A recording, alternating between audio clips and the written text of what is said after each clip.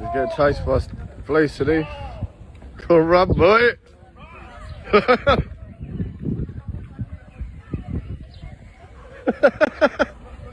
He's out of breath. If this was happening in the United States, it would probably go a little differently. He's out of breath. So he's gone.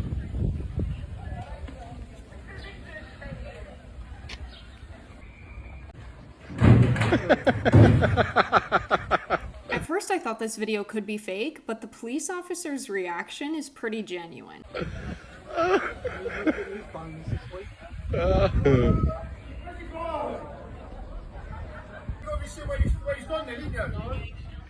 You have seen where he's gone, you've been filming me, where's he gone? Where's he gone? Hey yo, you under? You under?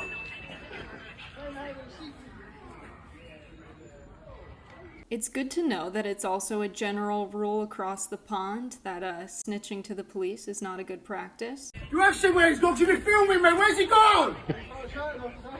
I want to revisit the point that if this happened in the United States, it would go much differently because police officers in the UK are mostly unarmed. And when asked about this policy in England, an officer in London, Brian Paddock, said, in terms of police being approachable, in terms of the public being the eyes and ears of the police, officers don't want to lose that. Even in cases where the very few officers in the UK do carry guns and have shot someone, they've learned some serious lessons. Paddock also said every case in which a police officer has shot someone brings it home to unarmed officers the sheer weight of responsibility that their colleagues face. There was one case in particular that illustrates this. It's a popularly known case in the United Kingdom. An officer in London shot someone that was wrongfully identified as a terrorist.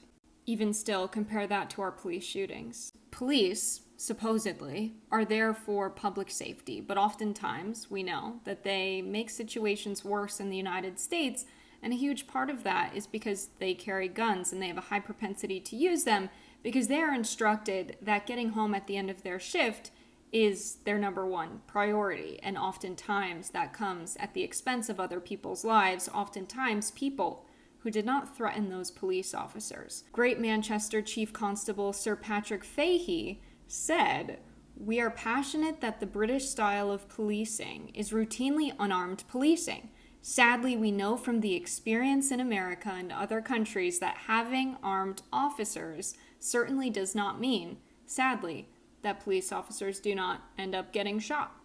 And so maybe we could learn a thing or two from the UK.